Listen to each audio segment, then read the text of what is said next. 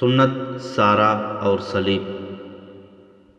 Beirut کے محاصرے کی ناکامی سلطان صلاح الدین ایوبی کی دوسری شکست تھی۔ اس ناکامی میں اس نے کھویا کچھ بھی نہیں تھا مگر پایا بھی کچھ بھی نہیں تھا، اس لیے وہ اسے اپنی شکست سمجھتا تھا۔ اگر سلطان ایوبی کی نہیں تو وہ اس کی انٹیلیجنس کی شکست ضرور تھی۔ بیروت والوں کو قبل از وقت پتہ چل گیا تھا کہ سلطان ایوبی بیروت کو محاصرے میں لینے آ رہا ہے۔ صلیبیوں کو یہ خبر قاہرہ سے ہی ملی ہوگی، حالانکہ سلطان نے اپنی ہائی کمانڈ کے سالاروں کے سوا کسی کو پتہ نہیں چلنے دیا تھا کہ اس کا ہدف کیا ہے۔ آپ اسے شکست نہ کہیں، ایک سالار نے سلطان ایوبی کو مایوسی کے عالم میں دیکھ کر کہا۔ بیروت وہیں ہے جہاں پہلے تھا، وہیں رہے گا۔ ہم اس شہر پر ایک اور حملہ کریں گے۔ اتنا بڑا شکار میرے ہاتھ سے نکل گیا، سلطان صلاح الدین ایوبی نے کہا۔ میں اسے محاصرے میں لینے اور اس پر قابض ہونے آیا تھا، لیکن میں خود محاصرے میں آ گیا اور مجھے محاصرہ اٹھا کر پسپا ہونا پڑا۔ یہ شکست نہیں تو اور کیا ہے؟ ہمیں تسلیم کرنا چاہیے کہ یہ شکست ہے۔ میرے مشیروں اور سالاروں میں بھی ایمان فروش موجود ہیں۔ خیمے میں سناٹا طاری ہو گیا۔ اس وقت سلطان ایوبی نصیبہ کے مقام پر خیمہ زن تھا۔ بہت دن گزر گئے تھے، اس کی فوج بہت تھکی ہوئی تھی، بہت سی نفری زخمی بھی تھی۔ اس نے قاہرہ سے بیروت تک بہت تیز پیش قدمی کرائی تھی، مہینوں کا فاصلہ دنوں میں طے کیا تھا۔ فاصلہ طے کرنے کے فوراً بعد فوج کو صلیبیوں کے محاصرے سے نکلنے کے لیے خونریز لڑائی لڑنی پڑی، پھر تیز رفتار پسپائی ہوئی۔ سلطان ایوبی نے فوج کو مکمل آرام دینے کے لیے نصیبہ کے مقام پر پڑاؤ کیا۔ آرام فوج کے لیے تھا، سلطان ایوبی کی تو نیند بھی اڑ گئی تھی۔ دن کو وہ بے چینی سے خیمے میں ٹہلتا یا باہر نکل کر ادھر ادھر گھومتا رہتا تھا، اپنے سالاروں کے ساتھ بھی کم ہی بولتا تھا۔ اسی کیفیت میں اسے ایک سالار نے کہا کہ اسے شکست نہ کہیں۔ سلطان ایوبی کا جواب سن کر سالار خاموش ہو گیا۔ سلطان ایوبی اپنے خیمے میں ٹہل رہا تھا، وہاں ایک اور سالار بھی تھا۔ بہت دیر تک دونوں سالار خاموش رہے۔ سلطان ایوبی کے مزاج میں جیسے غصہ تھا ہی نہیں، پھر بھی سالار اس کے ساتھ بات کرتے ڈرتے تھے۔ تم دونوں کیا سوچ رہے ہو؟ سلطان ایوبی نے پوچھا۔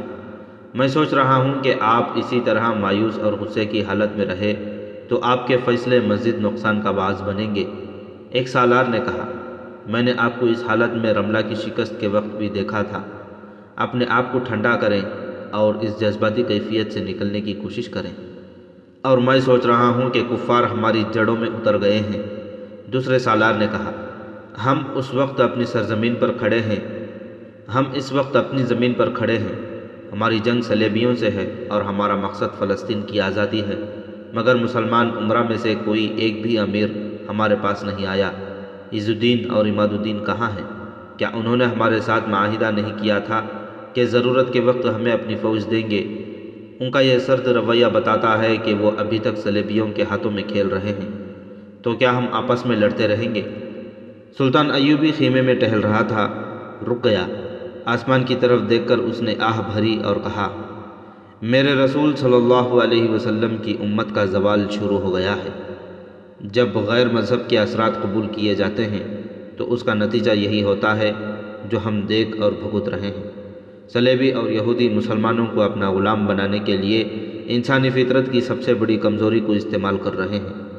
یہ کمزوری لالچ ہے، انسانوں پر حکومت کرنے کا لالچ، بادشاہ اور شہزادہ بننے کا لالچ، اور یہ لالچ کہ میں روئی جیسے ملائم قالینوں پر چلوں اور لوگ ننگے پاؤں گرم ریت پر چلیں، ان کے پاؤں جلیں تو میرے آگے سجدہ کریں۔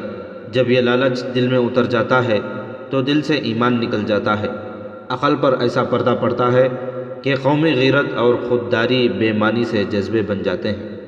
جب کوئی انسان اس مقام پر پہنچ جاتا ہے تو وہ غداری کو قابل فخر اقدام سمجھتا ہے۔ صلیبیوں نے ہمارے بیشتر امرا کو اس مقام تک پہنچا دیا ہے کہ انہوں نے اپنی تہذیب کی بے حیائی مسلمانوں میں بھی پھیلا دی ہے۔ جب تہذیب بدل جاتی ہے تو مذہب ایک کمزور سا خول بن کر رہ جاتا ہے جو اتار کر پھینکا بھی جا سکتا ہے اور قوم کو دھوکہ دینے کے لیے اپنے اوپر چڑھایا بھی جا سکتا ہے۔ دونوں سالار خاموشی سے سن رہے تھے۔ سلطان صلاح الدین ایوبی ٹہری ٹہری آواز میں بول رہا تھا۔ وہ چپ ہو گیا، پھر گہرا سانس لے کر بولا، تم محسوس نہیں کر رہے کہ یہ بھی میری شکست ہے کہ میں جو عمل کے میدان کا مرد ہوں، خیمے میں کھڑا عورتوں کی طرح باتیں کر رہا ہوں۔ ہمیں اس وقت بیت المقدس میں ہونا چاہیے تھا۔ میری پیشانی مسجد اقصیٰ میں سجدے کرنے کو تڑپ رہی ہے۔ مجھے ان شہیدوں کے خون کا خراج ادا کرنا ہے جو فلسطین کی آبرو اور آزادی پر قربان ہو گئے ہیں۔ سلطان ایوبی کی آواز میں یکلخت قہر آ گیا۔ اس نے ٹہلتے ٹہلتے رک کر سالاروں کے سامنے کھڑے ہو کر کہا، کیا تم ان بچوں کا سامنا کر سکتے ہو جنہیں میرے حکم اور میرے عزم نے یتیم کیا ہو؟ کیا تم ان عورتوں کے سامنے جا کر اپنا سر اونچا کر سکتے ہو جن کے خاوند نعرے لگاتے ہمارے ساتھ آئے اور ان کے لہو لہان جسم گھوڑوں کی سموں میں خیمہ ہو گئے؟ تم ان خوبرو اور جوان چھاپا ماروں کو کیسے بھول سکتے ہو جو ہم میں سے بہت دور دشمن کے علاقوں میں دور اندر جا کر شہید ہوئے؟ میں ان میں سے کسی کی ماں کے سامنے جانے سے ڈرتا ہوں۔ ڈرتا اس لیے ہوں کہ اس نے یہ کہہ دیا کہ میرا بیٹا واپس کرو یا مجھے قبلہ اول لے چلو۔ جہاں میں اپنے بیٹے کی شہادت پر شکرانے کی نفل پڑھوں تو میں اس ماں کو کیا جواب دوں گا؟ شہیدوں کا خون رائے گا نہیں جائے گا سلطان محترم۔ یہ چھاپا مار دستوں کے سالار سارم مصری کی آواز تھی جو سلطان ایوبی کے خیمے کے دروازے میں آ کھڑا ہوا تھا۔ سلطان ایوبی کی ادھر پیپ تھی۔ کسی شہید کی ماں اپنے بیٹے کے خون کا حساب نہیں مانگے گی۔ رسول صلی اللہ علیہ وسلم کا کلمہ پڑھنے والی ماؤں کا دودھ آب زمزم جیسا پاک اور مقدس ہے۔ اس دودھ کے پلے ہوئے بیٹے آپ کے حکم سے نہیں، اللہ کے حکم سے لڑا کرتے ہیں۔ آپ ان کے خون کا خراج اپنے ذمے نہ لیں، غداروں کے خون کی بات کریں۔ ہماری تلواریں غداروں کی خون کی پیاسی ہیں۔ تم نے میرے حوصلے پر جان ڈال دی ہے سارم۔ سلطان ایوبی نے کہا، میرے یہ دونوں رفیق بھی مجھے یہی کہہ رہے تھے کہ مایوس اور جذباتی ہونے کی ضرورت نہیں۔ ضرورت ہے بھی کیا؟ سارم مصری نے کہا، شکست ہے مگر دائمی نہیں۔ ہم اسے فتح میں بدل سکتے ہیں اور بدل کر دکھائیں گے۔ اگر بات میدان جنگ کی ہوتی تو میں ایک بازو کٹوا کر بھی مایوس اور پریشان نہ ہوتا۔ سلطان ایوبی نے کہا، مشکل یہ پیدا ہو گئی ہے کہ دشمن زمین کے نیچے چلا گیا ہے۔ صلیبی اور یہودی ہماری قوم میں ایسے زہر یا اثرات چھوڑ رہے ہیں جو پرکشش اور طلسماتی ہیں۔ قوم اور فوج کے متعلق مجھے اطمینان ہے۔ سپاہی اور عام آدمی ان اثرات کو قبول نہیں کرتا۔ انہیں وہ چند ایک افراد قبول کرتے ہیں اور کر چکے ہیں جن کا اثر قوم پر ہے۔ یہ امرا اور حاکموں کا طبقہ ہے۔ ان میں بعض مذہبی پیشوا بھی شامل ہیں اور ان میں چند ایک سالار بھی ہیں جو ریاستوں کے حکمران بننے کے خواب دیکھ رہے ہیں۔ یہ ایمان فروشوں کا گروہ ہے جو سیدھے سادے لوگوں کو مذہب کا دھوکہ دے کر ان میں مذہب کا جنون پیدا کرتے اور انہیں مسلمان بھائیوں کے خلاف اکساتے بھڑکاتے اور اپنے مفاد کے لیے استعمال کرتے ہیں۔ غیر مذہب کے لوگ مسلمان امرا اور اسی سطح کے طبقے کو اپنے زیر اثر لیتے ہیں۔ پھر یہ طبقہ لوگوں کو مذہب اور محبت کا دھوکہ دیتا اور انہیں بھوکا اور بے بس رکھتا ہے تاکہ لوگ یہ نہ دیکھ سکیں کہ یہ طبقہ درپردہ کیا کر رہا ہے۔ مگر ہم عالم نہیں، ایک سالار نے کہا۔ ہم خطیب اور مسجدوں کے امام نہیں کہ تلواریں پھینک کر لوگوں کو وعظ اور خطبہ سناتے پھریں۔ ہمیں یہ مسئلہ تلوار سے حل کرنا ہوگا۔ ان پتھروں کو گھوڑوں کی سموں تلے روندنا ہوگا۔ یہ لوگ قرآن کے منکر ہیں۔ سلطان ایوبی نے کہا، قرآن کا حکم بڑا واضح ہے کہ کفار کو دوست مت سمجھو، ان کی باتوں میں نہ آؤ۔ تم نہیں جانتے کہ ان کے دل ہمارے خلاف کدورتوں سے بھرے ہوئے ہیں۔ یہ لوگ نام کے مسلمان ہیں۔ سارم مصری نے کہا، قرآن کا ان کے ساتھ کوئی تعلق نہیں۔ یہ صورتحال بہت نقصان دہ ہے کہ ان لوگوں نے قرآن بھی ہاتھوں میں اٹھا رکھا ہے اور کفار کے اشاروں پر بھی ناچ رہے ہیں۔ سلطان ایوبی نے کہا، قوم نے ہمیشہ ایسے ہی سربراہوں کے ہاتھوں دھوکہ کھایا ہے جن کے ہاتھ میں قرآن اور دل میں صلیب ہے۔ یہ لوگ اذان کی آواز پر خاموش ہو جاتے ہیں مگر ان کے دلوں میں گرجوں کے گھنٹے بجتے ہیں۔ قوم ان کا اصلی روپ نہیں دیکھ سکتی اور ان کے دل کی آواز نہیں سن سکتی۔ یہی وجہ ہے کہ ہم ایک خانہ جنگی میں ایک دوسرے کا خون بہا چکے ہیں اور دوسری خانہ جنگی کی تلوار ہماری گردن پر لٹک رہی ہے۔ ہم اس طوفان کو روک سکیں گے، ایک سالار نے کہا، لیکن مجھے یہ کہنے کی اجازت دیجیے کہ ہم اب کوئی معاہدہ اور کوئی صلح نامہ نہ کریں۔ ہمیں اپنے بھائیوں کا خون بہانا پڑے گا۔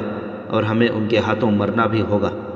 سلطان ایوبی کے چہرے پر اداسی کا سایہ آ گیا۔ اس کی آنکھیں جیسے افق پر کسی چیز کو دیکھ رہی تھیں۔ صاف پتہ چلتا تھا کہ اس کی نظریں آنے والی صدیوں کا سینہ چاک کر رہی ہو۔ خیمے میں ایک بار پھر گہرا سکوت طاری ہو گیا۔ تینوں سالار اپنے سلطان کے اس تاثر سے جو اس پر کبھی کبھی طاری ہوا تھا اچھی طرح واقف تھے۔ میرے عزیز رفیقوں، سلطان ایوبی نے کہا، مجھے نظر آ رہا ہے کہ میرے رسول صلی اللہ علیہ وسلم کی امت آپس میں لڑ کر ختم ہو جائے گی۔ صلیبی اور یہودی اسے خانہ جنگی میں الجھائے رکھیں گے۔ حکمرانی کا لالچ بھائی کو بھائی کا دشمن بنائے رکھے گا۔ فلسطین خون سے لال ہوتا رہے گا۔ مسلمان حکمران سلطنتوں میں بٹ کر عیش و عشرت میں پڑی رہے گی۔ ہمارا قبلہ اول امت رسول اللہ کو پکارتا رہے گا اور اس پکار کو کوئی مسلمان نہیں سنے گا۔ اگر کوئی فلسطین کی سرزمین کو آزاد کرانے اٹھے گا تو وہ کوئی ہم جیسا دیوانہ ہوگا۔ ایسے دیوانوں کو خود اپنے مسلمان حکمران دھوکے دیں گے اور درپردہ دوست بنے رہیں گے۔ تم نے کہا ہے کہ ہم اس طوفان کو روک سکیں گے، مگر ہمارے مرنے کے بعد یہ طوفان پھر اٹھے گا۔ پھر ایک اور صلاح الدین ایوبی پیدا ہوگا۔ سالار سالم مصری نے کہا، ایک اور نور الدین زنگی پیدا ہوگا۔ مسلمان مائیں مجاہدین کو جنم دیتی رہیں گی اور یہ مجاہدین عیاش حکمرانوں کے ہاتھوں میں کھلونے بنے رہیں گے۔ سلطان ایوبی نے طنزیہ لہجے میں کہا، اور وہ وقت بھی آ جائے گا جب فوج بھی عیاش سپاہیوں کا گروہ بن جائے گی اور اس کے سالار کفار کے ہاتھوں میں کھیلیں گے۔ سلطان ایوبی اس انداز سے خاموش ہو گیا جیسے اسے کچھ یاد آ گیا ہو۔ اس نے تینوں سالاروں کی طرف باری باری دیکھا اور کہا، مگر ہم یہ باتیں کب تک کرتے رہیں گے؟ ہم چاروں ایک دوسرے کو خطبے سنا رہے ہیں۔ اللہ کے سپاہی خطیب نہیں ہوا کرتے، ہمیں عمل کرنا ہے۔ ہم میدان عمل کے مرد ہیں۔ سالم، تم میری پہلی ہدایت کے مطابق اپنے چھاپہ مار دستوں کو میری بتائی ہوئی جگہوں پر پھیلا رکھا ہوگا، اور تم جانتے ہو کہ ہماری یہ خیمہ گاہ کس خطرے میں ہے۔ اچھی طرح جانتا ہوں سلطان محترم، سالار سالم مصری نے جواب دیا۔ ہم بیروت کا محاصرہ اٹھا کر اس طرف آئے تھے تو ہماری توقع کے خلاف صلیبیوں نے ہمارے تعاقب میں فوج نہیں بھیجی، لیکن ہم اس خوش فہمی میں مبتلا نہیں ہوئے کہ صلیبی ہمیں بخش دیں گے۔ میں وثوق سے کہہ سکتا ہوں کہ وہ کھلا حملہ نہیں کریں گے۔ وہ ہم پر ہمارے انداز کے شبخون ماریں گے، بلکہ ان کے چھاپوں اور شبخونوں کا سلسلہ شروع ہو گیا ہے۔ خیمہ گاہ سے بہت دور سے فرنگیوں اور ہماری گشتی سنتوں کی چھوٹی چھوٹی جھڑپوں کی خبریں آنے لگی ہیں۔ میں نے چھاپہ مار دستوں کو دور دور تک پھیلا رکھا ہے۔ مجھے شک ہے کہ کفار کا اڈہ کہیں باہر نہیں بلکہ موصل میں ہے، اور والی موصل عز الدین انہیں پناہ اور مدد دے رہا ہے۔ اگر ایسی بات ہے تو مجھے اس کی اطلاع مل جائے گی۔ سلطان ایوبی نے کہا، اگر موصل میں ہی صلیبیوں کا خفیہ اڈہ ہوا تو میں اس کا بندوبست کر لوں گا۔ اس نے دوسرے دو سالاروں سے کہا، ہمیں مسلمان عمرہ کے ان قلعوں پر قبضہ کرنا ہوگا جو موصل اور حلب کے درمیان ہیں۔ میں ان دونوں شہروں کو ایک دوسرے سے کاٹ دینا چاہتا ہوں۔ وہ ایک دوسرے کی مدد کرنے کے قابل نہیں رہیں گے، ان کے قاصدوں کو بھی راستہ نہیں ملے گا۔ میں نے بہت کوشش کی ہے کہ میری تلوار کسی مسلمان کے خلاف نیام سے نہ نکلے، لیکن میں ناکام رہا۔ میں ان حکمرانوں اور امراء کو ختم کروں گا جو صلیبیوں کے دوست ہیں۔ میں خود قوم کی آڑ میں نہیں بیٹھوں گا، نہ قوم کا خون بہنے دوں گا۔ میں ان امراء کو گھٹنوں بٹھاؤں گا جو قوم کو گمراہ کر رہے ہیں۔ سلطان ایوبی نے نقشہ نکالا اور اپنے سالاروں کو دکھانے لگا۔ بیروت میں بالڈوین کے محل میں اس نے اپنے سالاروں اور 3-4 صلیبی حکمرانوں کو مدعو کر رکھا تھا۔ بہت بڑی ضیافت کا اہتمام تھا۔ بے شمار صلیبی مہمانوں میں 2 مسلمان بھی شراب کے پیالے اٹھائے ادھر ادھر گھومتے پھرتے نظر آ رہے تھے۔ شراب پیش کرنے والی لڑکیاں ایسے باریک ریشمی لباس میں ملبوس تھیں کہ عریاں لگتی تھیں۔ جون جون شراب اثر دکھاتی جا رہی تھی، لڑکیوں کے ساتھ مہمانوں کی دست درازی بڑھتی جا رہی تھی اور لڑکیاں پہلے سے زیادہ بے حیا ہوتی جا رہی تھیں۔ ان 2 مسلمان مہمانوں کی طرف دوسرے مہمانوں کی نسبت زیادہ توجہ دی جا رہی تھی۔ 2 لڑکیاں ان کے ارد گرد اٹھیلیاں کھاتی پھر رہی تھیں۔ یہ دونوں مہمان لباس اور شکل و صورت سے کسی شاہی خاندان کے افراد معلوم ہوتے تھے۔ ایک صلیبی آیا، دونوں سے کہا کہ انہیں شاہ بالڈوین نے اپنے کمرے میں بلایا ہے۔ دونوں شراب کے پیالے رکھ کر چلے گئے۔ وہ جس غلام گردش سے گزر کر بالڈون کے کمرے میں گئے اس میں ایک آدمی ہاتھ میں برچھی اٹھائے فوجی انداز سے ٹہل رہا تھا۔ اس کا لباس خاص قسم کا تھا۔ اس کے پہلو میں جو تلوار لٹک رہی تھی اس کی نیام پالش سے چمک رہی تھی۔ اس کے سر پر فولاد کی چمکدار خوات تھی۔ محل میں اسی لباس میں کئی ایک آدمی سینے تانے اور گردنیں اکڑائے ٹہل رہے تھے۔ یہ محل کے خصوصی ملازم تھے جو سالاروں کے کمروں کے سامنے موجود رہتے اور ضیافتوں میں، برآمدوں اور غلام گردشوں میں ٹہلتے رہتے تھے۔ فانوسوں کی روشنی میں ان کا لباس اور ان کی چال اچھی لگتی تھی۔ یہ دراصل نمائش کے لیے رکھے گئے تھے اور یہ تربیت یافتہ لڑاکے بھی تھے۔ یہ آدمی جس نے دو مسلمانوں کو بالڈون کے کمرے کی طرف جاتے دیکھا گورے رنگ کا تھا۔ وہ رک کر انہیں جاتے ہوئے دیکھتا رہا۔ وہ دونوں بالڈون کے کمرے میں داخل ہو گئے اور دروازہ بند ہو گیا۔ اس دروازے کے سامنے اسی آدمی جیسے دو اور آدمی پہرے پر کھڑے تھے۔ ان میں سے ایک نے اسے کہا، ہیلو جیکب، ادھر کیوں گھومتے پھر رہے ہو؟ ادھر جاؤ جہاں پریاں ناچ رہی ہیں، ہم تو یہاں سے ایک قدم بھی ادھر ادھر نہیں ہو سکتے۔ جیکب نے اس کے مذاق کا جواب دے کر کہا، یہ دو آدمی جو اندر گئے ہیں مسلمان معلوم ہوتے ہیں۔ کون ہیں یہ؟ تمہیں ان سے کیا دلچسپی ہے؟ تم مجھ سے پوچھ رہے ہو کہ ان سے مجھے کیا دلچسپی ہے؟ جیکب نے کہا، کیا تم جانتے نہیں کہ مسلمانوں کے خلاف کتنی نفرت پائی جاتی ہے؟ یہ دونوں کسی جنونی صلیبی یہودی کے ہاتھوں قتل ہو سکتے ہیں۔ ان کی حفاظت کی ذمہ داری ہمیں دے دی گئی ہے، لیکن یہ نہیں بتایا گیا کہ یہ مسلمان ہیں یا مسلمان علاقے کے عیسائی۔ یہ مسلمان علاقے کے مسلمان ہیں۔ اسے جواب ملا، یقین سے نہیں کہا جا سکتا، جہاں تک ہم جانتے ہیں یہ موصل سے آئے ہیں، غالباً عز الدین کے ایلچی ہیں۔ صلاح الدین ایوبی کے خلاف مدد مانگنے آئے ہوں گے، جیکب نے کہا۔ ان ایلچیوں کو کون بتائے کہ صلاح الدین ایوبی ختم ہو چکا ہے؟ رملہ سے شکست کھا کر بھاگا تو بیروت کو محاصرے میں لینے آ گیا۔ اس کے بحری بیڑے کو آگے آنے کی جرت نہ ہوئی۔ مجھے ہمیشہ افسوس رہے گا کہ ہماری فوج نے ایوبی کی فوج کا تعاقب نہیں کیا، ورنہ آج ایوبی قید خانے میں ہوتا۔ تم اپنا کام کرو دوست، ایک پہرے دار نے تنزیہ کہا۔ سلطان صلاح الدین ایوبی قید ہو گیا تو اس کی سلطنت تمہیں نہیں ملے گی۔ اگر شاہ بالڈون مارا گیا تو بیروت کی بادشاہی تمہارے نام نہیں لکھی جائے گی۔ جیکب وہاں سے ہٹ آیا، لیکن گھوم گھوم کر بند دروازے کو دیکھتا رہا جس کے پیچھے یہ دونوں مسلمان گم ہو گئے تھے۔ وہ دو عز الدین والی موصل کے ہی ایلچی تھے۔ اس سلسلے کی پچھلی قسط میں بیان کیا جا چکا ہے کہ سلطان ایوبی جب بیروت کا محاصرہ اٹھا کر موصل کی طرف گیا تھا تو عز الدین نے قاضی بہاؤالدین شداد کو خلیفہ کی طرف بغداد کو اس غرضداشت کے ساتھ دوڑا دیا تھا کہ سلطان ایوبی کے ساتھ اس کی صلح کرا دیں۔ دوسرے لفظوں میں اس نے یہ درخواست کی تھی کہ اسے سلطان ایوبی سے بچایا جائے۔ خلیفہ نے یہ کام شیخ العلماء کے سپرد کر دیا اور سلطان ایوبی نے عز الدین کو بخش دیا۔ عز الدین نے بظاہر سلطان ایوبی کے آگے ہتھیار ڈال کر صلح کا معاہدہ کر لیا تھا، لیکن اس نے درپردہ دو ایلچیوں کو صلیبی حکمران بالڈون کے پاس بھیج دیا تھا۔ یہ دو ایلچی اب بالڈون کے کمرے میں بیٹھے تھے۔ والیہ موصل نے کہا ہے کہ آپ نے صلاح الدین ایوبی کا تعاقب نہ کر کے بہت بڑی غلطی کی ہے۔ ایک ایلچی نے بالڈون کو بتایا، آپ نے اس کی فوج کو آرام کرنے کا موقع دے دیا ہے۔ والیہ موصل نے کہا ہے کہ میں تحریری پیغام نہیں دے سکتا کیونکہ راستے میں پکڑے جانے کا خطرہ ہے۔ میں آپ کو مشورہ دیتا ہوں کہ دمشق کی پیش قدمی کریں اور اس شہر کو محاصرے میں لے کر اس پر قبضہ کر لیں۔ آپ کی فوج ایسے راستے سے اور اتنی تیزی سے دمشق پہنچے کہ صلاح الدین ایوبی دمشق بر وقت نہ پہنچ سکے۔ میں آپ کے ساتھ وعدہ کرتا ہوں کہ صلاح الدین ایوبی جب آپ کے حملے کی اطلاع پر یہاں سے روانہ ہوگا تو موصل اور حلب کی فوجیں آمنے سامنے آ کر لڑنے کے بجائے اس کی فوج پر شبخون مارتی رہیں گی۔ اس سے اس کی پیش قدمی بہت سست ہو جائے گی اور آپ دمشق پر آسانی سے قبضہ کر لیں گے۔ ہمارے علاقوں میں جو چھوٹے موٹے امراء ہیں میں ان سب کو اپنے ساتھ ملا لوں گا۔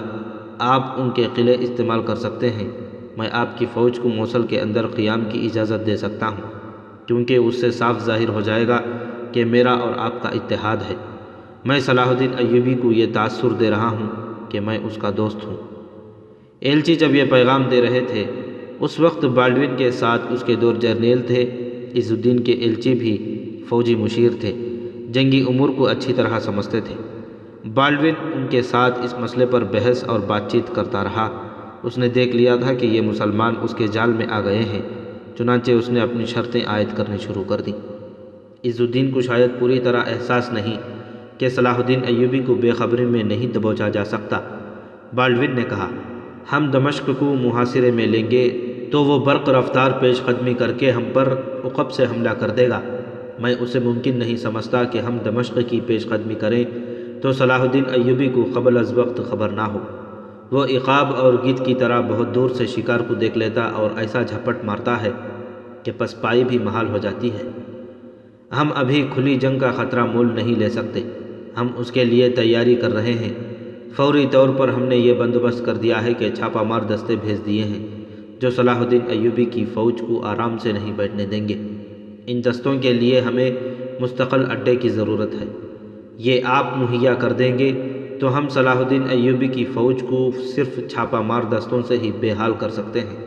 وہ نہ لڑنے کے قابل رہے گا نہ بھاگ سکے گا۔ آپ ہمارے دستوں کو پناہ، مدد اور خوراک وغیرہ مہیا کرتے رہیں، ہم اسلحہ اور سامان بھیجتے رہیں گے۔ آپ حلب کے والی عماد الدین سے بھی کہہ دیں کہ ہم پر بھروسہ رکھے اور ہمارے چھاپہ مار دستوں کو بوقت ضرورت پناہ اور مدد دیتا رہے۔ دوسرے عمرہ اور قلعے دار بھی آپ کے ساتھ ہونے چاہیے۔ ان کا خیال رکھیں کہ ان میں سے کوئی صلاح الدین ایوبی کے پاس جا کر اس کا اتحادی نہ بن جائے۔ اتحاد کی شرائط طے کر لی گئیں۔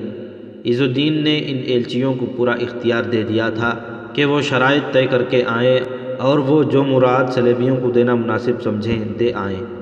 چنانچہ انہوں نے اپنا ایمان ایک صلیبی حکمران کے ہاں صرف اس لیے گروی رکھ دیا کہ اس کی حکمرانی محفوظ رہے۔ انہوں نے اپنا کام کر لیا تو ضیافت میں شریک ہونے کے لیے چلے گئے۔ انہیں دراصل شراب اور شراب پلانے والی لڑکیوں کے ساتھ ہی دلچسپی تھی۔ ان مسلمانوں پر زیادہ اعتماد نہ کریں، ایک جرنیل نے بالڈون سے کہا۔ انہوں نے ضرورت محسوس کی تو آپ کو بتائے بغیر صلاح الدین ایوبی کے پاؤں میں جا بیٹھیں گے۔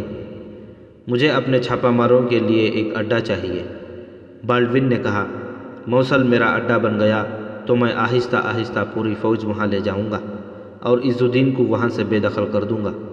ہم سب کا منصوبہ یہ ہونا چاہیے کہ ان مسلمانوں کو ہم متحد نہ ہونے دیں، بلکہ انہیں آپس میں لڑاتے رہیں اور آہستہ آہستہ ان کے علاقوں پر قابض ہو جائیں گے۔ ہم سب نے دیکھ لیا ہے کہ مسلمان کو عیش و عشرت اور حکمرانی کا لالچ دے دو تو وہ اپنی خودداری اور اپنا مذہب تمہارے قدموں میں رکھ دیتا ہے۔ عز الدین، عماد الدین اور دوسرے چھوٹے موٹے مسلمان عمرہ صرف اس لیے صلاح الدین ایوبی کے خلاف ہیں کہ وہ سب خود مختار حکمران بنے رہنا چاہتے ہیں اور عیش و عشرت کی خاطر پرسکون زندگی کی خواہش رکھتے ہیں، مگر صلاح الدین ایوبی عیش و عشرت اور حکمرانی کا قائل نہیں۔ وہ ان سب کو ایک محاذ پر متحد کر کے فلسطین سے ہمیں بے دخل کرنے کا منصوبہ بنائے ہوئے ہے، لیکن جنہیں وہ متحد کرنے کی کوشش کر رہا ہے وہ جنگ و جدل سے ڈرتے ہیں۔ مجھے امید ہے کہ عز الدین اور اس کا ٹولہ ہمارے ہاتھ سے نکلے گا نہیں۔ اگر کسی نے نکلنے کی کوشش کی تو اسے ہم حشیشین کے ہاتھوں قتل کرا دیں گے۔ بالڈون نے اپنے جرنیلوں کو چند ایک ہدایت دے کر کہا، عز الدین کے ان دونوں ایلچیوں کی اتنی زیادہ خاطر تواضع کرو کہ ان کی عقل بالکل ہی ماری جائے اور انہیں یاد ہی نہ رہے کہ ان کا مذہب کیا ہے۔ اس نے جس ہدایت پر سختی سے عمل کرنے کو کہا وہ یہ تھی کہ اس کمرے میں ان ایلچیوں کے ساتھ جو باتیں ہوئی ہیں وہ کمرے سے باہر نہ جائیں۔ بالڈون نے کہا، صلاح الدین ایوبی کے جاسوس بیروت میں موجود ہیں۔ دونوں ایلچی شراب اور لڑکیوں کے نشے میں بدمست ہوئے جا رہے تھے۔ مہمان ادھر ادھر بکھرے ہوئے تھے، شراب پی رہے تھے اور خوش گپیوں میں مصروف تھے۔ جیکب ان دو ایلچیوں کو ڈھونڈ رہا تھا۔ ان میں سے ایک اسے مل گیا۔ جیکب نے فوجی انداز سے اسے سلام کیا اور پوچھا، آپ غالباً موصل کے مہمان ہیں؟ ہم موصل والوں سے بہت محبت کرتے ہیں۔ ہم موصل کے حکمران عز الدین کے ایلچی ہیں۔ ایلچی نے شراب کے نشے میں بدمست ہوتے ہوئے کہا، ہم یہ معلوم کرنے آئے ہیں کہ بیروت کے صلیبیوں کے دل میں موصل کے مسلمانوں کی کتنی محبت ہے۔ ایلچی کی جس طرح زبان لڑکھڑا رہی تھی اسی طرح اس کی ٹانگیں بھی لڑکھڑا گئیں۔ وہ اتنی زیادہ پی چکا تھا کہ پاؤں پر کھڑا بھی نہیں رہ سکتا تھا۔ اس نے جیکب کے کندھے پر زور سے ہاتھ مار کر کہا، شراب کا یہی کمال ہے کہ انسان کے دل سے مذہب نکل جاتا ہے اور اس کی جگہ محبت آ جاتی ہے۔ مجھے صلیب سے محبت ہے اور مجھے تمہاری اس برچھی سے محبت ہے۔ جس روز یہ برچھی صلاح الدین ایوبی کے سینے میں اتر جائے گی اس روز میں سالار اعظم بن جاؤں گا۔ جیکب وہاں زیادہ دیر کھڑا نہیں رہ سکتا تھا کیونکہ اس کی ڈیوٹی گھومنے پھرنے کی تھی۔ وہ ایلچی کو جھومتا لڑکھڑاتا چھوڑ کر ادھر ادھر ہو گیا۔ کچھ دیر بعد اس نے دیکھا کہ ایلچی کو 2 آدمی تھام کر لے جا رہے تھے۔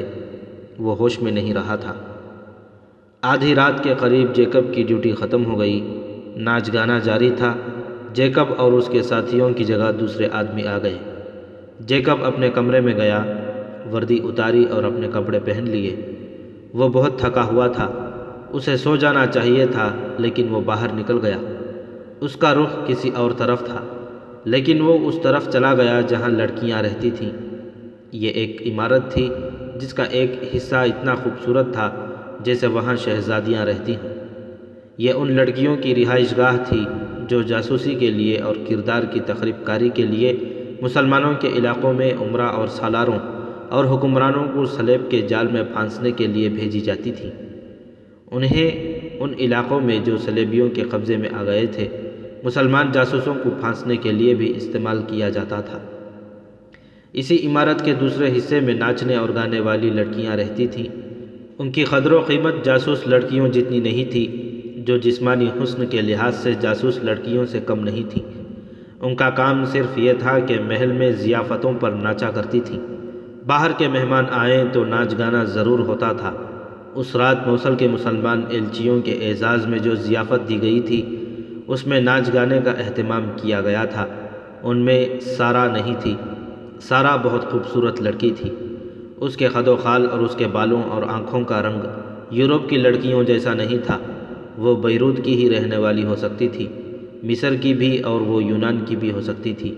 کسی کو معلوم نہیں تھا کہ کہاں کی رہنے والی ہے۔ جیکب کسی اور طرف جا رہا تھا۔ اسے یاد آ گیا کہ ناچنے گانے والیوں میں اسے سارا نظر نہیں آئی تھی۔ اس کی غیر حاضری کی یہی وجہ ہو سکتی تھی کہ وہ بیمار ہے یا اس پیشے سے تنگ آ کر بھاگ گئی ہے۔ جیکب کو معلوم تھا کہ سارا اس پیشے سے خوش نہیں ہے کیونکہ وہ خود نہیں آئی، لائی گئی ہے۔ جیکب بھی اسی محل کے قریب رہتا تھا اور اس کی ڈیوٹی محل میں ہی ہوتی تھی۔ ایسی ہی ایک ضیافت کے دوران سارا اتفاق سے جیکب سے ملی تھی۔ سارا کو سب مغرور لڑکی کہا کرتے تھے کیونکہ وہ کسی کے ساتھ بولتی نہیں تھی۔ جیکب میں نہ جانے اسے کیا نظر آیا کہ اسے وہ پسند کرنے لگی۔ جیکب کو بھی یہ لڑکی اچھی لگنے لگی۔ ایک رات سارا محل سے فارغ ہو کر اپنے کمرے کی طرف جا رہی تھی۔ اسے جیکب مل گیا۔ سارا نے اسے کہا، میں اکیلی جا رہی ہوں، میرے ساتھ کمرے تک چلو گے نہیں؟ اکیلے جاتے ڈر آتا ہے؟ جیکب نے کہا، یہاں سے تمہیں کوئی اغوا کر کے نہیں لے جا سکتا۔ اب میں اغوا نہیں ہو سکتی۔ سارا کی مسکراہٹ بجھ گئی۔ کہنے لگی، اب تو اپنے آپ کو خود ہی اغوا کر لوں گی۔ میرے ساتھ چلو، اکیلے جاتے ڈر تو نہیں آتا، تمہارے ساتھ کی ضرورت ہے۔ سارا جیسی حسین لڑکی کا جیکب کو پسند کرنا کوئی عجوبہ نہیں تھا۔ جیکب مردانہ حسن اور وجاہت کا شاہکار تھا۔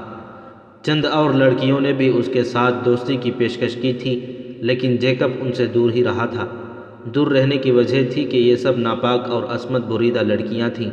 جیکب نے ان کی پیشکش ٹھکرا کر اپنی قیمت چڑھا لی اور اپنی کشش میں اضافہ کر لیا تھا۔ وہاں تو یہ عالم تھا کہ بدکاری کو گناہ کے بجائے تفریح بلکہ جائز تفریح سمجھا جاتا تھا۔ پہلی ملاقات میں جیکب سارا کو بھی ایسی ہی بدکار لڑکی سمجھا تھا لیکن سارا میں سنجیدگی اور متانت سی تھی جو جیکب کو اچھی لگی تھی۔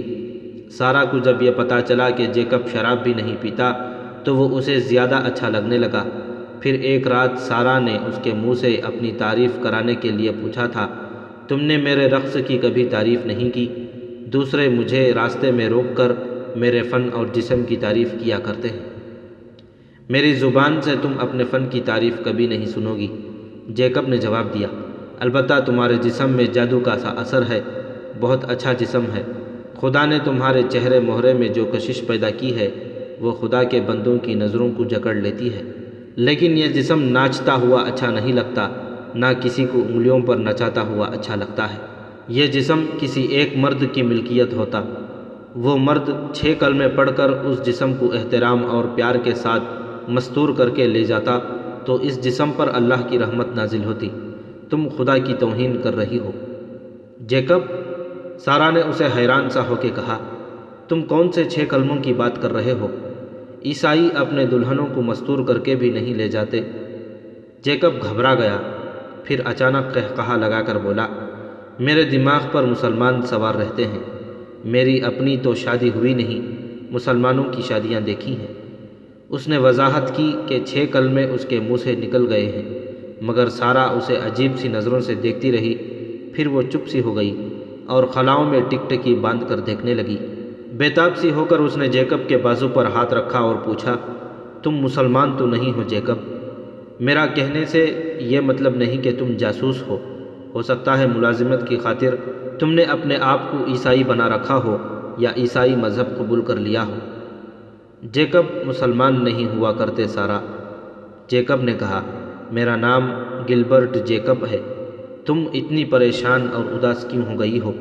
معلوم ہوتا ہے کہ تمہارے دل میں مسلمانوں کے خلاف اتنی نفرت ہے کہ تم ان کے کلموں کا نام بھی نہیں سننا چاہتی۔ تمہیں راز کی ایک بات بتاؤں؟ سارا نے کہا، شاید تم اچھا نہ جانو، مجھے مسلمان اچھے لگتے ہیں۔ اس کی وجہ یہی ہے کہ وہ 6 کلمے پڑھ کر اپنی دلہنوں کو مستور کر کے لے جاتے ہیں۔ اس نے آہ بھر کر کہا، عورت عریاں کر دی جاتی ہے تو اسے احساس ہوتا ہے کہ مستور ہونے میں جو روحانی قرار تھا وہ چھن گیا ہے۔ ناچنے میں بھی لذت نہیں اور اپنے حسن کا جادو داری کر کے دوسروں کو انگلیوں پر نچانے پر بھی قرار نہیں۔ میں جب تنہائی میں آئینے کے سامنے کھڑی ہوتی ہوں تو آئینے میں مجھے ایک قابل نفرت عورت نظر آتی ہے۔ میں اپنے عکس کو مستور نہیں کر سکتی، اس پر پردہ نہیں ڈال سکتی، البتہ میری روح پر سیاہ پردہ پڑ گیا ہے۔ تم اس پیشے سے اتنی متنفر ہو تو نکل بھاگو یہاں سے۔ جیکب نے کہا، کدھر کو؟ سارا نے کہا، یہاں سے بھاگوں گی تو کسی قحبہ خانے والوں کے قبضے میں آ جاؤں گی۔ کیا تم میرے رقص کو پسند کرتے ہو یا مجھے؟ میں اس سارا کو پسند کرتا ہوں جو اس پیشے سے نفرت کرتی ہے، اداس اور پریشان رہتی ہے۔ جیکب نے کہا، میں کہہ چکا ہوں کہ تم خدا کی توہین کر رہی ہو۔ تم فوج میں کس طرح آ گئے ہو؟ سارا نے کہا، تمہیں کسی دیہاتی گرجے میں پادری ہونا چاہیے تھا۔ تم ہر روز کتنی شراب پیتے ہو، اس کی بو سے بھی نفرت ہے، پھر تم مسلمان ہو۔ سارا نے وثوق کے لہجے میں کہا، اگر تم نہیں تو تمہارا باپ مسلمان تھا۔ تم عورت کو مستور دیکھنا چاہتے ہو، تمہیں رقص پسند نہیں، تمہیں شراب کی بو سے بھی نفرت ہے۔ شاید یہی وجہ ہے کہ تم مجھے اچھے لگتے ہو۔ مجھے تو جو کوئی بھی دیکھتا ہے کھا جانے کی نظروں سے دیکھتا ہے۔ تم میرے دل کے درد کو سمجھتے ہو نا؟ سمجھتا ہوں سارا، جیکب نے کہا، یہ درد میرے دل نے محسوس کیا تھا۔ پھر وہ کئی بار ملے۔ سارا جیکب کے ساتھ دل کی باتیں کیا کرتی تھی۔ اس نے جیکب سے کئی بار کہا تھا کہ تمہاری چال ڈھال اور تمہارے خیالات مسلمانوں جیسے ہیں۔ جیکب نے کئی بار اس سے پوچھا تھا کہ وہ مسلمانوں کو اتنا زیادہ پسند کیوں کرتی ہے۔ سارا نے کبھی کوئی ٹھوس جواب نہیں دیا تھا، البتہ دونوں نے یہ ضرور محسوس کیا تھا کہ وہ ایک دوسرے کے دل میں اتر گئے ہیں۔ ضیافت کی رات، جب جیکب اپنی ڈیوٹی سے فارغ ہو کر کسی اور طرف جا رہا تھا، وہ سارا کی رہائش کی طرف چل پڑا۔ ضیافت میں سارا کی غیر حاضری کی وجہ بیماری ہی ہو سکتی تھی۔ اس عمارت میں کسی کو جانے کی اجازت نہیں تھی۔ جیکب نے وہاں جانے کا خطرہ اس لیے مول لیا کہ تمام لڑکیاں ضیافت میں گئی ہوئی تھیں اور وہاں ملازم عورتیں بھی نہیں تھیں۔ جیکب اندھیری طرف سے گیا۔ وہ سارا کا کمرہ جانتا تھا۔ وہ دبے پاؤں کمرے کے دروازے تک پہنچا۔ ہاتھ لگایا تو کیواڑ کھل گیا۔ ایک کمرے سے گزر کر وہ دوسرے کمرے میں گیا۔ وہاں چھوٹی سی قندیل جل رہی تھی، جس کی مدھم سی روشنی میں اسے سارا سوئی ہوئی نظر آ رہی تھی۔ اسے یہ لڑکی دودھ پیتے بچے کی طرح معصوم لگی۔ اس کا ہاتھ اپنے ہی بکھرے ہوئے بالوں میں الجھا ہوا تھا۔ کھڑکی کھلی تھی۔ بحرے روم کی ٹھنڈی ہوا کے تیز جھونکوں سے سارا کے بکھرے ہوئے بال آہستہ آہستہ ہل رہے تھے۔ وہ گہری نیند سوئی ہوئی تھی۔ جیکب نے ہاتھ اس کی پیشانی پر رکھا۔ پیشانی اتنی ہی گرم تھی جتنی اس عمر کی سوئی ہوئی لڑکی کی گرم ہونی چاہیے تھی۔ جیکب کو یہ اطمینان ہو گیا کہ سارا کو بخار نہیں۔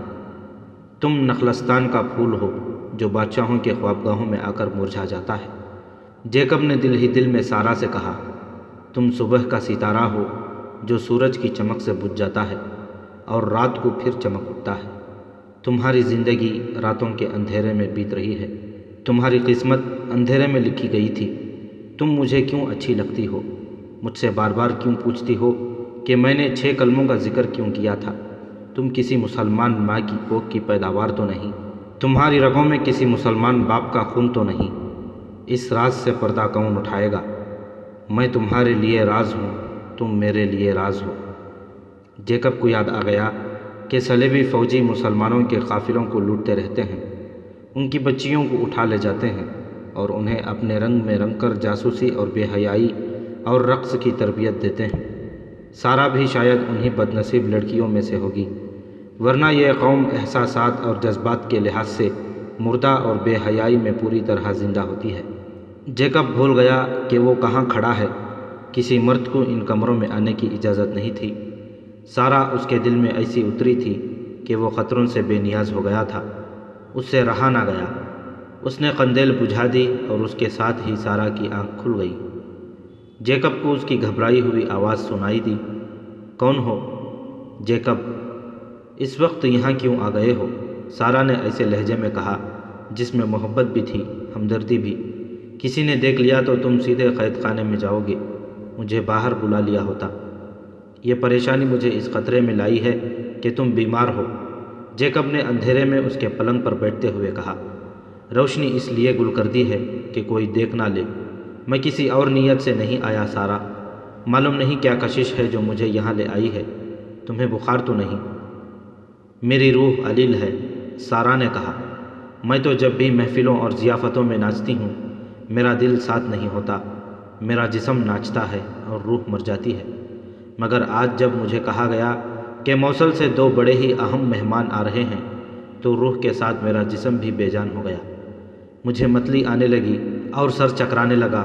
مجھے ان بادشاہوں کی جنگوں اور ان کے امن اور دوستی کے معاہدوں کے ساتھ کوئی دلچسپی نہیں، لیکن میرے کانوں میں جب یہ بات پڑی کہ موصل سے اہم مہمان آ رہے ہیں تو مجھے ایسے محسوس ہوا جیسے صلیبیوں اور مسلمانوں میں سے کسی ایک کے ساتھ میرا گہرا تعلق ہے۔ میں ابھی تک یہ نہیں سوچ سکی کہ میرا روحانی تعلق کس کے ساتھ ہے، صرف یہ احساس جاگ اٹھا کہ میں اس محفل میں نہیں ناچ سکوں گی، میں موصل کے مہمانوں کا سامنا نہیں کر سکوں گی، یا وہ مجھے دیکھ کر وہاں سے بھاگ جائیں گے۔ کیوں؟ جیکب نے پوچھا، موصل والوں کے ساتھ تمہارا کیا تعلق ہے؟ میں بتا نہیں سکتی، سارہ نے کہا۔ میں تو اپنے آپ کو یہ بھی بتانے سے ڈرتی ہوں کہ موصل والوں کے ساتھ میرا کیا تعلق ہے۔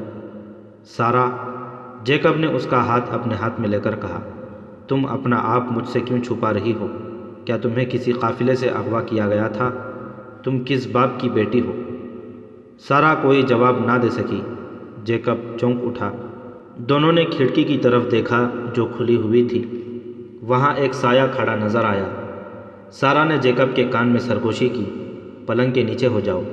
جیکب نے اندھیرے سے فائدہ اٹھایا، آہستہ سے سرک کر فرش پر بیٹھا اور آواز پیدا کیے بغیر پلنگ کے نیچے چلا گیا۔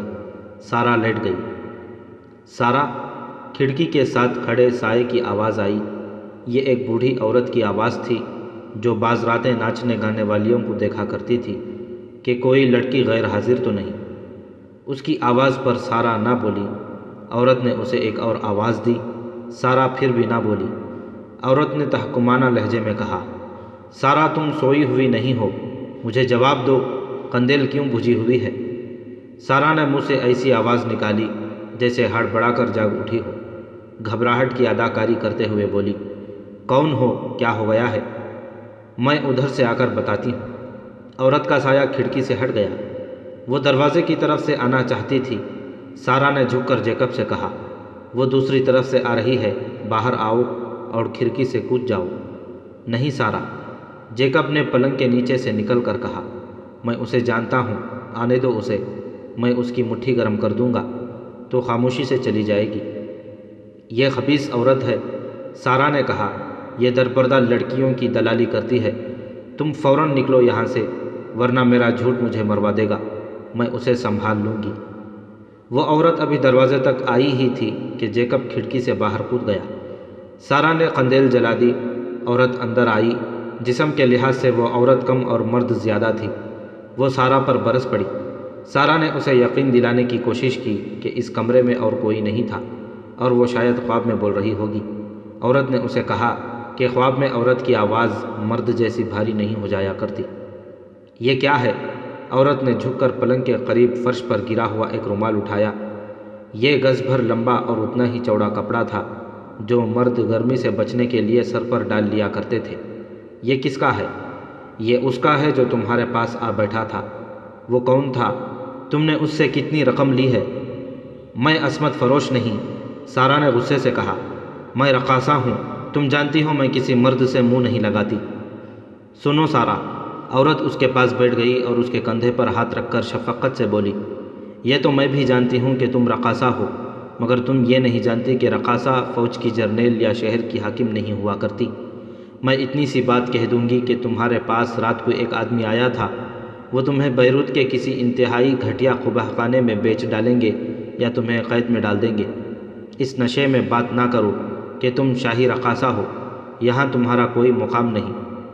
تم مطلب کی بات کرو، سارا نے کہا۔ تم مجھ پر جو مہربانی کرنا چاہتی ہو اس کا معاوضہ کیا لوگی؟ میں ابھی ادا کر دیتی ہوں۔ میں تم سے کچھ بھی نہیں لوں گی، عورت نے کہا۔ میں کسی اور سے معاوضہ وصول کروں گی، تمہاری ہاں کی ضرورت ہے۔ سارا اس کا مطلب سمجھ گئی۔ باہر سے شاہی مہمان آتے ہی رہتے تھے، ان میں عیسائی بھی ہوتے تھے اور مسلمان بھی۔ شاہی حیثیت کے مہمانوں کی خاطر تواضع کے لیے لڑکیاں موجود رہتی تھیں، لیکن ان کے ساتھ جو عملہ آتا تھا انہیں اس قسم کی عیاشی مہیا نہیں کی جاتی تھی۔ یہ عورت ان لوگوں سے مل کر ان کے پاس لڑکیاں بھیجا کرتی اور منہ مانگا معاوضہ وصول کرتی تھی۔ یہ اس کا خفیہ کاروبار تھا۔ بعض شاہی مہمان ایسے ہوتے تھے جو سرکاری طور پر دی ہوئی لڑکی سے مطمئن نہیں ہوتے تھے۔ یہ عورت درپردہ محل کے ایک دو ملازموں کے ذریعے ان کی یہ ضرورت پوری کرتی اور انعام لیتی تھی۔ سارا اس کے ہاتھ کبھی نہیں آئی تھی، مگر اب یہ لڑکی اس کے جال میں آ گئی۔ وہ اگر بتاتی کہ اس کے پاس جیکب آیا تھا اور اس کے ساتھ اس کا تعلق پاک ہے تو یہ عورت کبھی یقین نہ کرتی، اور دوسرا ظلم یہ ہوتا کہ جیکب کو قید میں ڈال کر بڑی ہی ظالمانہ اذیتیں دے دے کر مار دیا جاتا۔ سارا، عورت نے کہا، اگر اپنے ہولناک انجام سے بچنا چاہتی ہو تو میری بات مان لو۔ باہر سے دو مہمان آئے ہوئے ہیں، بہت دولت مند ہیں۔ پرسوں سے وہ ملازموں سے کہہ رہے ہیں کہ انہیں اچھی قسم کی لڑکیوں کی ضرورت ہے۔ یہ دراصل ان کی عادت ہے، اپنے ہاں حرموں میں 20 30 لڑکیاں جمع کیے رکھتے ہیں۔ یہاں بھی چاہتے ہیں کہ ان کے کمروں میں لڑکیوں کی چہل پہل لگی رہے۔ تم کل ان میں سے ایک کے پاس چلی جانا۔ کون ہیں وہ؟ سارا نے پوچھا۔ اگر مسلمان ہیں تو میں ان کے پاس نہیں جاؤں گی۔ تو قید خانے میں جاؤ، عورت نے کہا۔ ہوش میں آؤ، اپنے آپ کو دیکھو، تم کیا ہو؟ اپنے پیشے کو دیکھو، شریف بننے کی کوشش نہ کرو۔ وہ دل کھول کر انعام دیں گے جس میں تمہارا حصہ بھی ہوگا، اور پکڑے گئے تو؟ میں پکڑنے والوں کا منہ بند رکھا کرتی ہوں، عورت نے کہا۔ کل رات تیار رہنا، اب تم سے بالکل نہیں پوچھوں گی کہ ابھی ابھی تمہارے پاس کون آیا تھا۔ عورت چلی گئی۔ سارا کے آنسو بہنے لگے۔ جیکب بھاگنے والا آدمی نہیں تھا، لیکن وہ اس ڈر سے نکل گیا کہ سارا مصیبت میں آ جائے گی۔ اسے امید تھی کہ سارا اسی غلیظ دنیا کی لڑکی ہے، وہ اس عورت کو سنبھال لے گی۔ وہ شہر کی طرف چلا جا رہا تھا، اس کے ذہن پر سارا چھائی ہوئی تھی۔ سارا سے اسے دلی محبت ہو گئی تھی اور سارا اس کے لیے معمہ بن گئی تھی۔ اسے رہ رہ کر یہی خیال آ رہا تھا کہ سارا کسی مسلمان باپ کی بیٹی ہے۔ وہ چلتے چلتے شہر کی تنگ و تاریک گلیوں میں داخل ہو گیا۔ گلیوں کے موڑ مڑتا ایک مکان کے سامنے رکا اور دروازے پر دستک دی۔ کچھ دیر بعد دروازہ کھلا۔ کون؟ حسن، جیکب نے جواب دیا۔ اتنی رات گئے؟ دروازہ کھولنے والے نے پوچھا۔ فوراً اندر آ جاؤ، کسی نے دیکھا تو نہیں؟ نہیں، جیکب نے جواب دیا۔ کافروں کی ضیافت سے ابھی فارغ ہوا ہوں، ایک ضروری اطلاع لایا ہوں۔ وہ اندر چلا گیا۔ دروازہ بند ہو گیا۔ اب وہ جیکب نہیں بلکہ حسن ادریس تھا۔ وہ سلطان صلاح الدین ایوبی کا جاسوس تھا۔ اس نے 1 سال پہلے اپنے آپ کو ایک عیسائی ظاہر کر کے اور نام گلبرٹ جیکب بتا کر صلیبی فوج میں ملازمت کر لی تھی۔ گورے رنگ کا جوان تھا۔ ٹریننگ کے مطابق وہ اداکاری اور چرب زبانی کا ماہر تھا۔ اس کی شکل و صورت اور دراز قد کی بدولت اسے محل کی خصوصی ڈیوٹی کے لیے منتخب کر لیا گیا تھا۔ یہاں سے وہ قاہرہ کو خبریں بھیجتا رہتا تھا۔ اس کے گروہ کا لیڈر حاتم اس مکان میں رہتا تھا جس میں وہ داخل ہو گیا تھا۔ موصل کے 2 ایلچی بالڈوین کے پاس آئے ہیں، حسن نے اپنے لیڈر کو بتایا۔ میں نے یہ یقین کر لیا ہے کہ یہ دونوں موصل سے آئے ہیں اور دونوں مسلمان ہیں۔ انہیں بالڈوین اپنے کمرے میں لے گیا تھا۔ اس میں کوئی شک نہیں کہ وہ والی موصل عز الدین کا کوئی پیغام لے کر آئے ہیں، اور یہ سلطان صلاح الدین ایوبی کے خلاف معاہدے کا پیغام ہوگا۔ لیڈر نے کہا، یہ معلوم کر لیا ہے کہ ان کے درمیان کیا طے پایا ہے؟ سلطان ابھی تک اس دھوکے میں ہیں کہ عز الدین اور عماد الدین ہمارے دوست ہیں، یا کم از کم ہمارے خلاف لڑیں گے نہیں۔ ان کی بات چیت بند کمرے میں ہوئی ہے۔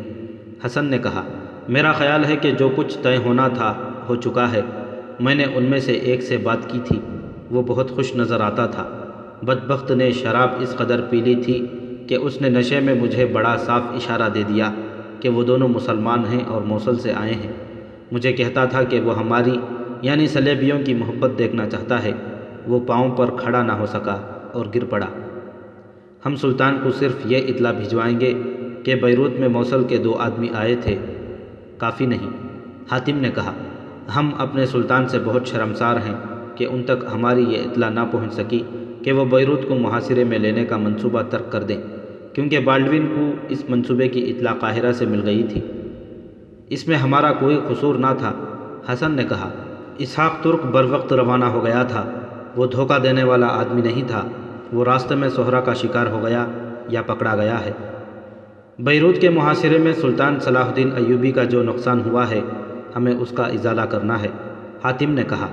ان کے لیے یہ خبر بہت اہم ہے کہ موصل والے بیروت والوں کے ساتھ دوستی کا معاہدہ کر رہے ہیں، لیکن ہمیں پوری اطلاع دینی چاہیے کہ معاہدے میں کیا کیا شرائط طے ہوئی اور کیا منصوبہ بنا ہے۔ اس وقت سلطان بہت بڑے خطرے میں بیٹھے ہیں۔ وہ سمجھتے ہوں گے کہ وہ دوستوں کے درمیان محفوظ ہیں، لیکن وہ دراصل دشمنوں کے گھیرے میں پڑاؤ ڈالے ہوئے ہیں۔ حاتم نے حسن سے پوچھا، محل میں تم کوئی ایسا ذریعہ پیدا کر سکتے ہو جو اندر کی باتیں بتا سکے؟ باتیں بند کمرے میں ہوئی ہیں، حسن نے جواب دیا۔ بالڈوین یا اس کے مشیروں اور سالاروں سے تو پوچھا نہیں جا سکتا۔ ان دونوں آدمیوں کے سینے سے راز نکالنے کی کوشش کی جا سکتی ہے جو موصل سے آئے ہیں۔ میں ذریعہ پیدا کرنے کی کوشش کروں گا، اگر نہ ہوا تو دوسرا طریقہ اختیار کریں گے۔ یہ جب واپس جائیں گے تو انہیں راستے سے اغوا کر لیا جائے گا، یا ضرورت پڑی تو ختم کر دیا جائے گا۔ انہیں ختم کرنے سے ہمارا مسئلہ حل نہیں ہوگا، حاتم نے کہا۔ ہمیں بالڈوین اور عز الدین کے منصوبے کی ضرورت ہے۔ میری کوشش یہی ہوگی، حسن نے کہا۔ اگر منصوبہ نہ ملا تو ان دونوں کو سلطان صلاح الدین ایوبی کے پاس پہنچا دیا جائے گا۔ اگر انہیں قتل کرنا ہوا تو وہ میں کرا سکتا ہوں، حاتم نے کہا۔ جس قدر جلدی ہو سکے مجھے بتاؤ کہ تم مطلوبہ معلومات حاصل کر سکتے ہو یا نہیں۔ میں صبح ایک آدمی کو سلطان کو یہ خبر دینے کے لیے روانہ کر دوں گا کہ بالڈوین کے پاس عز الدین کے ایلچی آئے ہیں اور ان کے درمیان کوئی معاہدہ ہو گیا ہے، تاکہ سلطان اس خوش فہمی میں نہ پڑیں کہ عز الدین ان کا دوست ہے۔ تم بہت تھوڑے سے وقت میں مکمل اطلاع حاصل کرنے کی کوشش کرو۔ میری کامیابی کے لیے دعا کریں۔ حسن اٹھا اور باہر نکل گیا۔